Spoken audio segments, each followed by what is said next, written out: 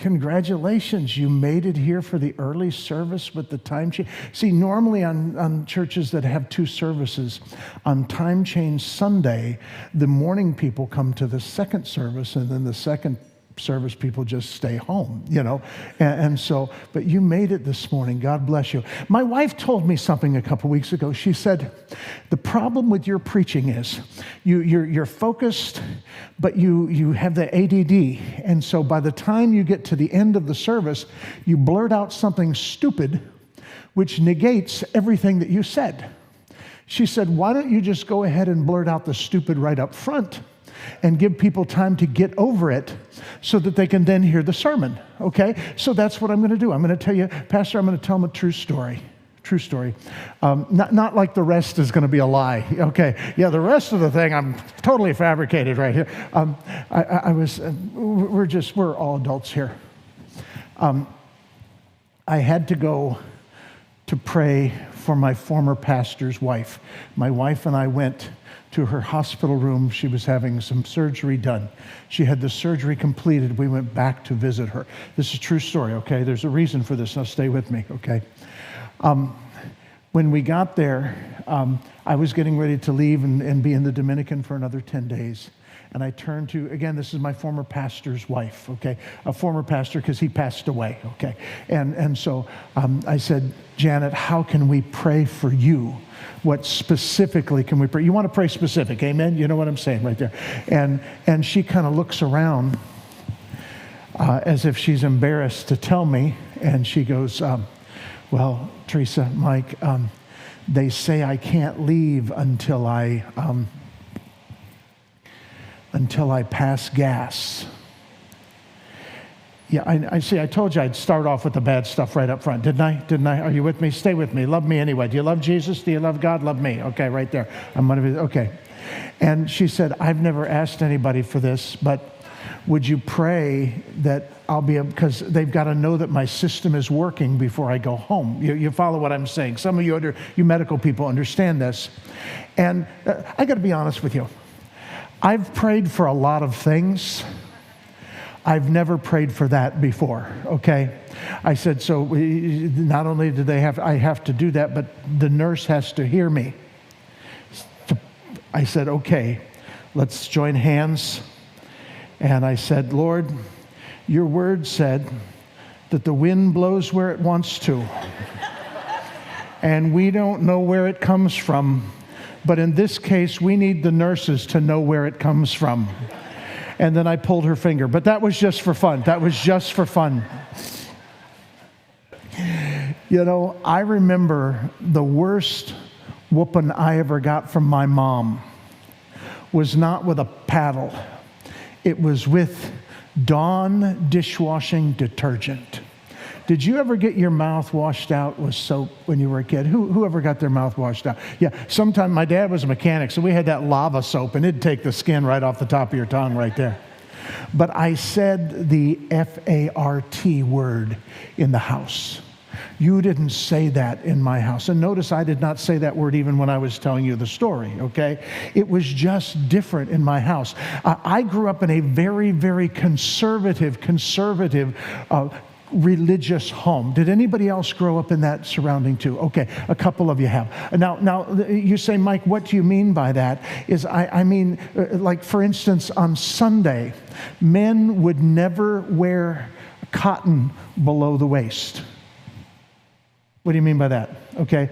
Men would never wear blue jeans. How many of you have jeans or cotton material on today? Right. No, we wore rayon or nylon, exactly what Jesus wanted on Sunday morning, okay? That was very important. You could wear a cotton shirt if it was white, okay? And you wore a tie because Jesus wanted people to remember Judas, how he hung himself, okay? Right there. It's just right there. No, but do you remember those days? Do you remember those days? I remember when I grew up in a church where ladies wore the bun. Like, do you remember when the ladies would wear, you ladies with longer hair, you would never show that hair. You would put it like in a mosquito coil right up here, okay? You'd spray it with 50 pounds of lacquer, Aquanet, right there to hold it in. And then they would cover it with a cloth or a doily or like a cap or something like this. True story, Pastor. 2 weeks ago, I'm with my daughter. We were at Wawa. okay? A lot of spiritual things happen at Wawa. And my daughter saw there were 3 ladies in there, and they were of the Anabaptist background, okay, a German Baptist, okay, very conservative. You could tell the dress, Old Line Church of God, same thing, okay, you know what I'm talking about. Good, wonderful women, and they were all wearing the little head cover back here. And my daughter had not really been exposed to she's younger. She hasn't grown up seeing that. And she said, Dad, what's that for? And I said, well, Paul, in Corinthians said that a woman should have their head covered. And she said, but it's only covering the back of their head. Did Paul say just cover the back of your head? I said, well, no. He said the head covered. And she said, well, why just the back? I said, I don't know. And she said, their head coverings, they're made of mesh. They're clear. I said, yeah. She goes, well, how's that covering your head if you're wearing a clear headscarf right there? She goes, that's like wearing a fishnet bikini. Right, wrong thing to say this morning, but do you understand what she was saying? Here's why I'm bringing this up today. Last week, I was invited to speak to a school. I love to speak to schools. It's harder to do nowadays, okay? This is all going to make sense in just a second. Hang with me here.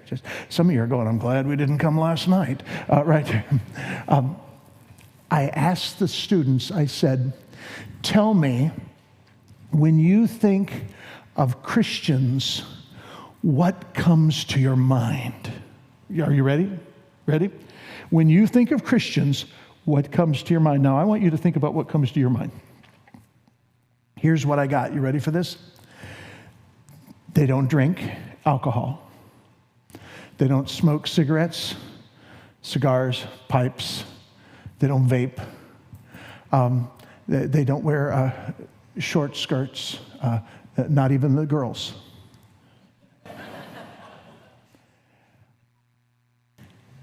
And I'm thinking, that's not much different than it was in my day of all these rules that we had. I remember we did not play cards in my house. I've talked to you about this a bunch of times. We did not play cards. We did not play Old Maid cards. Why? Ask me why. Ask me why. Ready? We didn't play Old Maid cards because somebody could drive past your house at 55 miles an hour, see you playing cards. They wouldn't know it was Old Maid. They would think you're playing poker. And if you're playing poker, you're probably gambling. And we all know that gambling leads to premarital dancing. Are you with me? Do you know what I'm talking about right there? Okay, that was our deal. We used to have a thing every Thursday night at church because we had church on Sunday morning, 2 services. We had Sunday school and then church. And then Sunday night we had training union, which was Sunday night Sunday school, and then we had church. Then we had church on Wednesday night. On Monday nights, we had something called visitation. Have you heard of that? Has anybody heard of that? Okay, a few of you have. Visitation is where the devout ones of the church would come on Monday night, and we'd take cards and we'd go out and visit people in the community. And if you didn't have a card to go out, listen to this, if you didn't have a card to go out with that you didn't know that this was somebody, you would randomly knock on doors. How would you pick which houses? Ask me, how did you pick which houses to go to? We would look for the houses that had television antennas. Oh, yes, television antennas, because if they had television antennas, they probably had a what? Television. And if they had a television, they probably weren't saved. Okay? Right? Pastor, are you old enough to remember back in those early days, Church of God living? You know what I'm talking about? That's the way it was. And so in talking to these students and in remembering my own life and thinking back, I couldn't help but realize that unfortunately, tragically, most of Christianity is known not by what they do, but by what they don't do. I would challenge you, folks, you're too far from me. I got to walk down to you. I'm sorry. I can't connect with you here. I wonder if our kids and our grandkids understand Christianity based on do's or don'ts.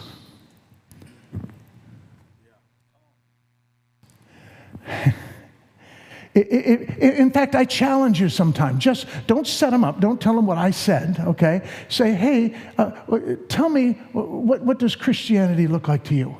And just see what they say. Now, the interesting thing is, I'm a lover of the writings about Jesus. Okay, I try to read Matthew, Mark, Luke, John, and Acts, at least all of it every 3 months to keep in fresh what Jesus said. And here's what I'll tell you, what Jesus said. Jesus gave us very few don'ts. I'll give you one right up front. He said, don't judge. But most everything, 99% of what Jesus said was things that we are to do rather than don't. And I'm afraid that we've taken, now, Mike, do you believe that smoking is not wrong? No, I think smoking is, I'm not going to say wrong. I'm going to say I think smoking's bad because of what it does to you. I don't think you need to be a Christian to understand that bad things cause bad results. You know what I'm saying? Do we know, some of us know Christians who smoke, right? We know that, and we know lots of Christians who don't, okay? But I don't think that it's because I'm a Christian that I don't smoke. I think it's because I'm intelligent that I don't smoke. Are you with me? Okay? The reason I'm not going to drink is because 55,000 people a year are killed because of alcohol-related situations. I'm not going to drink because I'm intelligent, okay? Because I'm a human being.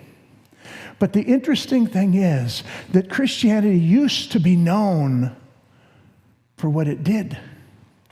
It used to be the hospitals around our country were identified with a Christian name on it. The Baptist Hospital, Lutheran Hospital, Presbyterian Hospital. We used to be associated. In fact, Christianity brought the educational system that we have now. They started teaching girls to read so that they could read the Bible.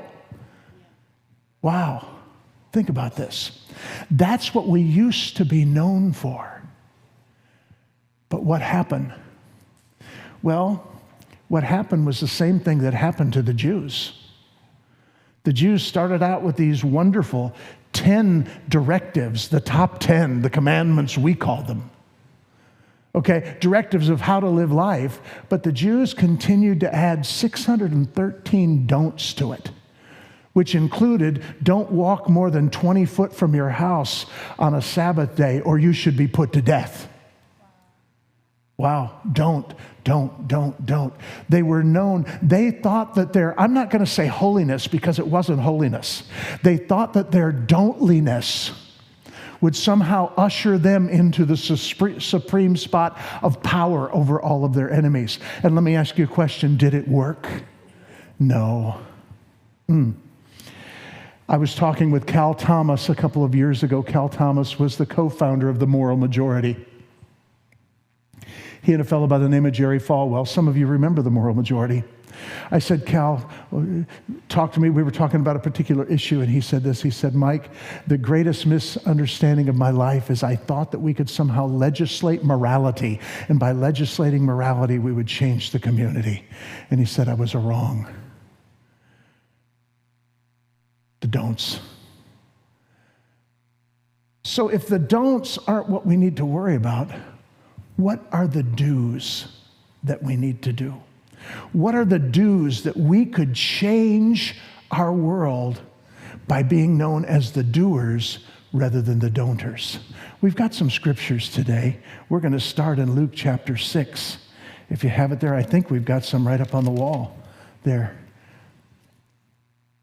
I don't remember that verse, but I do know that they are. Do we have them? No? I can read them. I have a copy of it here. What's that? Oh, I'm looking at the wrong window. Well, they have a mirror on theirs.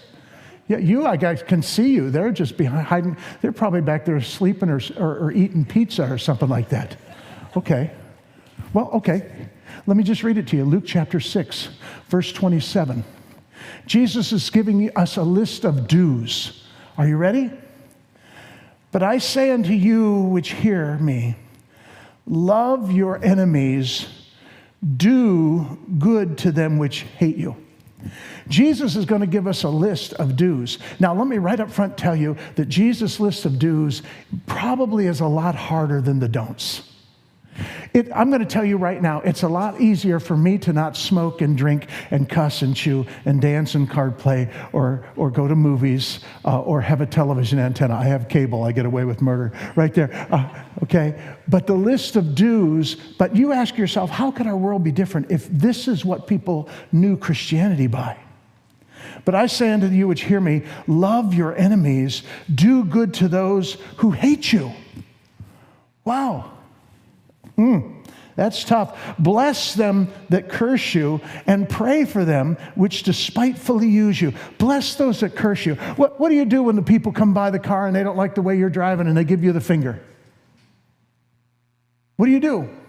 Do you? But what is the prayer? That's always the question. You know, I was thinking this the other day, and the Lord checked me on it. He said, Mike, you want to know if you can even dare call yourself something close to Christian? What prayer do you pray when that guy comes by on that crotch rocket motorcycle in between everybody in the highway? You know the guy I'm talking about. We're doing 45 at a crawl, and he's do you pray, Lord, get him? Or do you pray, Lord, spare his life? That will tell you whether you know if you're like Christ, which is the word Christian, okay? Right there. Thank you, brother. Thank you for letting me pick on you right there. And by the way, Jesus don't like tattoos. I'm just going to tell you that. I forgot to mention that one right there. No tattoos, right? I don't know where it's at, okay? Oh, the Jews added that one, but I'm just saying. Right. One of the many don'ts. Nice work. Very good right there. Let me move on.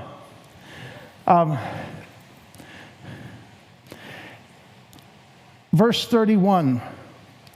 It's called the Golden Rule. As you would have men to do to you, do it to them. Wow. There's a do. A golden rule do. We teach it to children because we're trying to take away the narcissism from their life.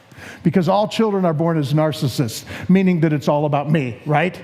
They're born, wah, wah, wah, wah. I want, give me, I want. And unless we somehow work that out of them, they become adults that are like that. And we all know people like that don't point. But the golden rule is based on one of the do's of Jesus. Do unto others as you would have them do unto you. It's interesting that it put it in future tense, not past. It didn't say treat them the way they treated you. No, Jesus put it on a whole different playing level. He said, you treat people the way you want to be treated. And let me tell you, that's hard for me because my spiritual gift is sarcasm. Yeah, I have a hard time not getting flowery about things that I see in front of me that are stupid. But to do unto others. Verse 32, Jesus explains it. He says, for if you love those which love you, what thanks do you have? For sinners also love those that love them. And if you do good to them which do good to you, what thanks have you? For the unrighteous do the same. Verse 35, but love your enemies. Wow.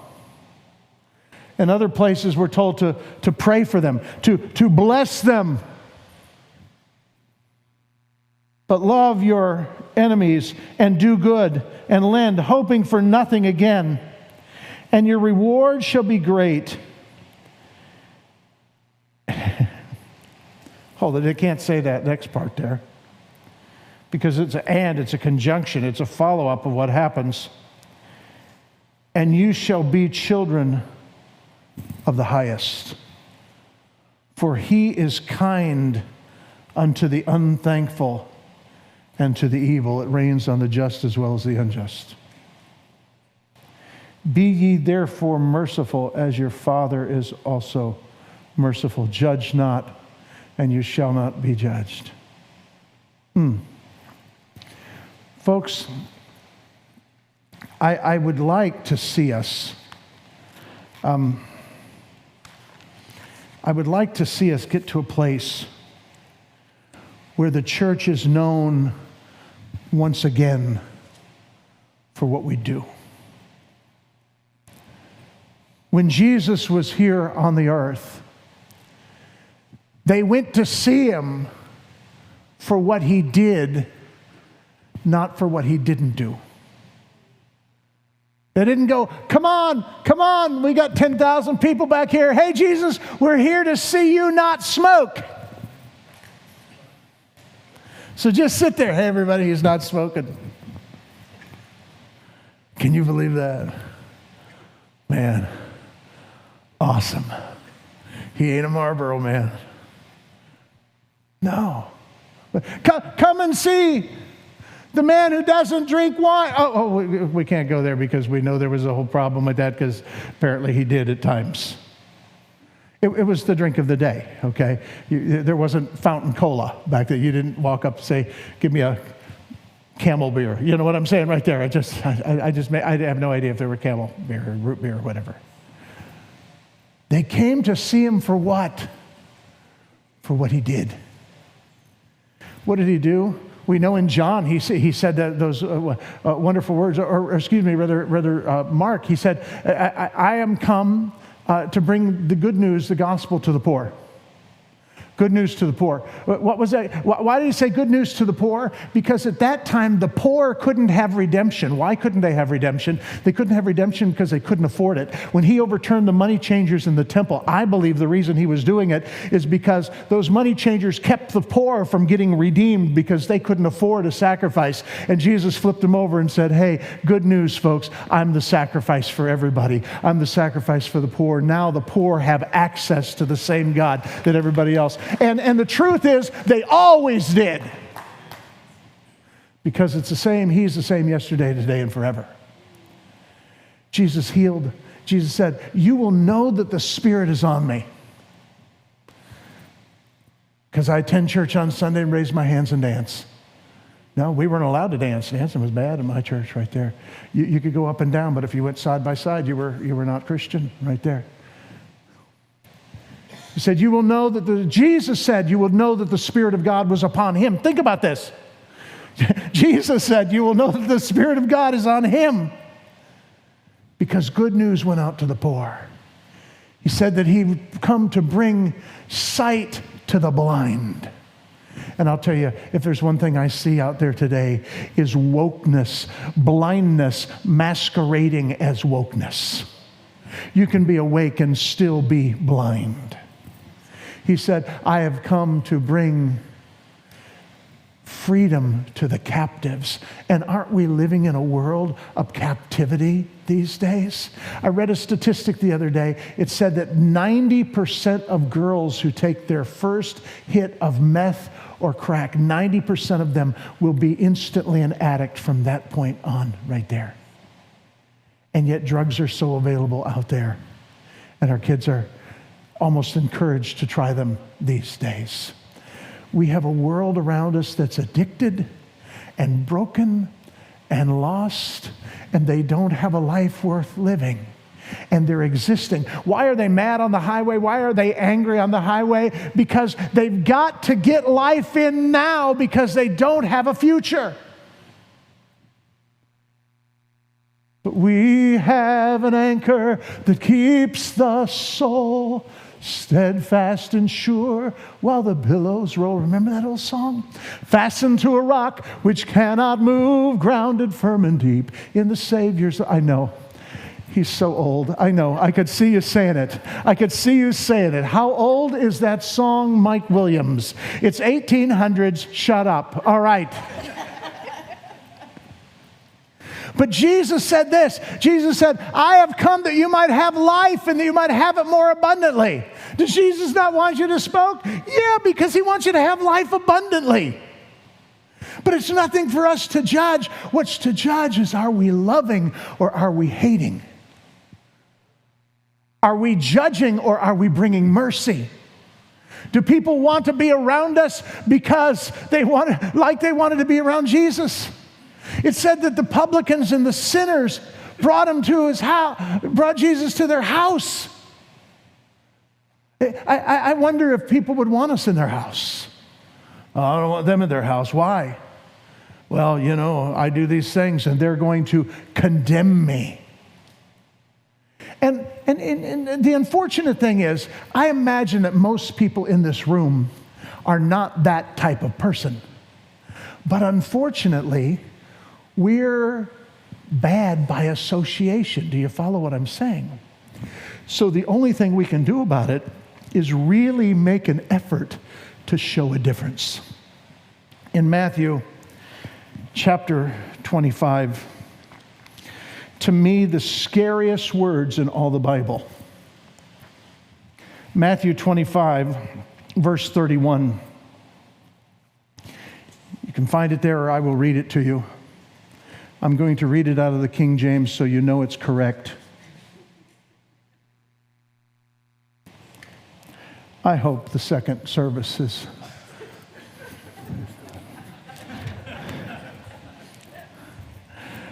Verse 31, the scariest verse is right here. They said, Lord, when you come again, what's it going to be like?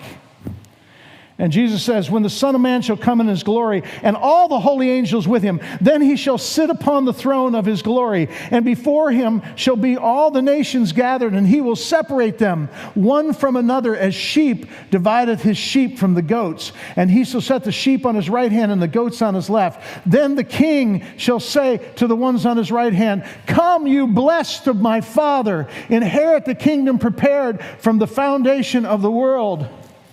For you did not smoke, and you did not drink, and you did not have a television antenna, and you did not play cards, and you did not go to movies unless they were rated less than R. No. Jesus does not give a list of people who are part of the righteous because of what they didn't do.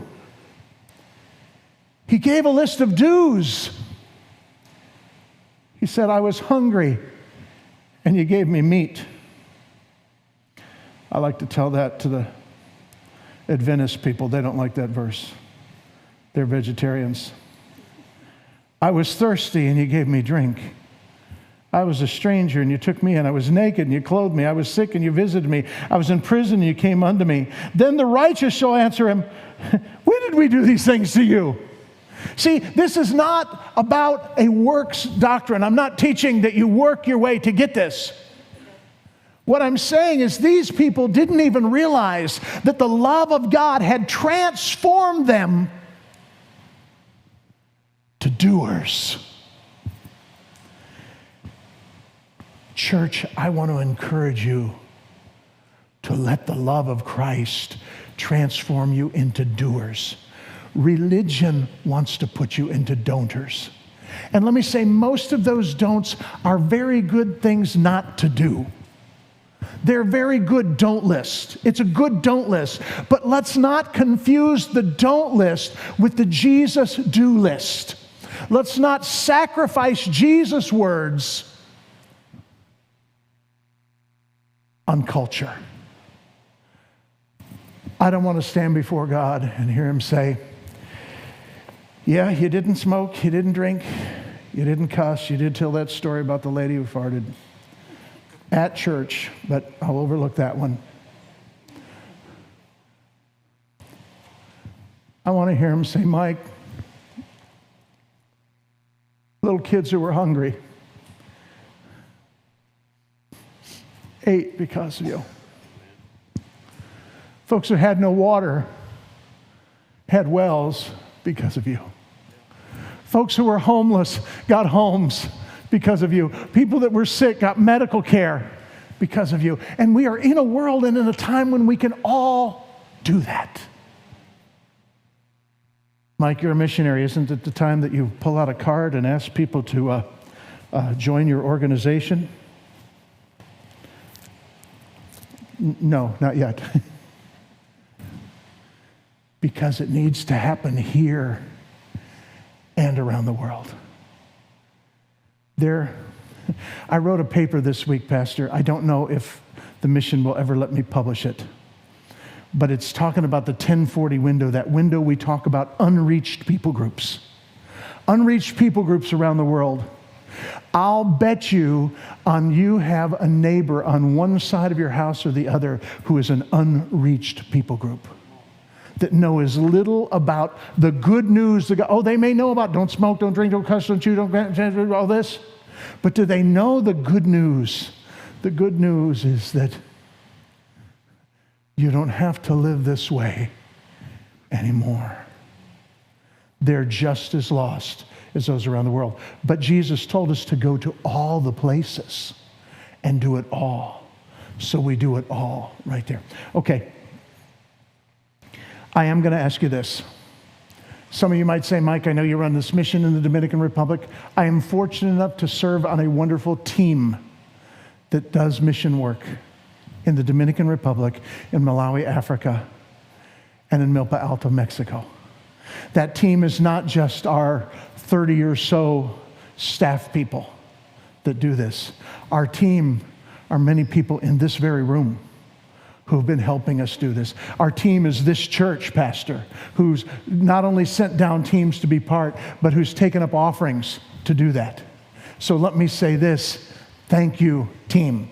Thank you, team. It happens because of you. Now, if there's one thing that you could do for us, if there's one thing, a do that you could do for us, the greatest way you could help us would be to say, I will take on one child, the cost of one child for 1 year. 75 cents a day. That's what it costs. Back there, I have some little cards back there that look like this, right there. This child represents one of the children. I'm not asking you to take this child and make this child your child. I'm not going to send you a card and say, his birthday's coming up, will you send $100? Won't do that. Christmas time is coming up, will you send $50? We don't do that, because what happens is then too many kids don't get anything, and we would never want to do that. Do you understand what I'm saying? I'm asking you to, the greatest giving way possible, to anonymously provide 75 cents a day so this kid gets fed, education, medical care, all the programs, the sewing programs, the baking programs, 75 cents a day. If you could do that today on your way out, just go by, keep the little card, scan that QR code right there, and you can do it right on your phone. If you don't like to do it on your phone, you open it up, take out the card, and you can write it in right there. You can fill out your credit card information and do that, and just hand me the card. You're going to keep the picture of the child. You follow me? Okay, great. I would love for you to do that. You could do that. That would be a great help today. If you can today, what I want to do to say thank you is I want to give you something. I want to give you either one of our books right here. This is my newest book called Within a Yard of Hell right there. If you can sponsor a child, you can take one of these backpacks. You can buy one back there if you want. They're $100. They pay for a sewing machine. But if you sponsor a child, you can have one today. Or you could even get one of the... I call them our Chick-fil-A bags. And these are what the girls in our program, the girls that would be on the street selling themselves, this is what we teach them to do. And so they make these bags. This is the Chick-fil-A bag. Isn't this great? Food at Chick-fil-A is free if you go in with this bag, okay? Now you got to work it. You walk behind the counter, you just start filling it up, and you walk right out. They're not going to question you with this bag. I'm telling you right here, okay? You can have one of those for free, or you can have one of the funny T-shirts right there, if that's more your style. But could I ask you today to help us do the work there? But now I've got to return it very quickly right back here. That's what I'm asking you to do for the mission side. Let's come back to home, because this is not about me being here for the mission. I think we got some folks coming up. Great. Your boy magically appeared right there. Thank you. Thank you. Good to see you guys. What about the do for you? What is it that you have been don'ting? Rightfully so, smart, intelligently so, not doing the don'ts. But is your life doing the do's? This morning I woke up and the television channel was on to the Reels network. I don't know if you've seen Reels. It's where On Patrol Live is, where they do live arrestings of bad guys, and they have car chases, real ones, and they're so cool. And they were doing a show about this guy who had a serial killer. And I watched people get up at the trial of this serial killer. And I watched this one man who looked in the eyes of the man who had killed his daughter and said, I'm angry with what you did. My life will never be the same. But I've chosen to forgive you. Brother, I don't know that I can do that yet. No, I'd be going Old Testament. Eye for an eye, tooth for a tooth, and your teeth are coming out one at a time. Slowly, with laughing in the background. Me. And God checked me. Said, Mike, you still got a long way to go. It's easy to love those who love you. But can you love the ones that hate you? Can you love the ones that have despitefully used you?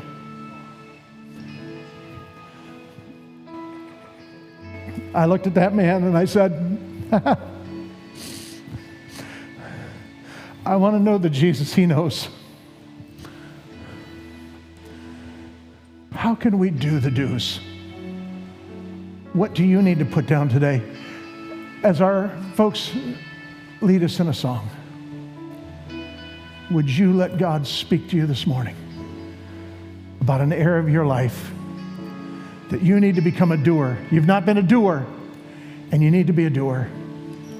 And then let's go out of here changed, doing differently, so that the kingdom of God can be made present in our world today. Thank you for joining us for this week's service. We pray that God has used this moment to greatly impact your life. We invite you to live fully alive with us here at Full Life Church. We'll see you next week.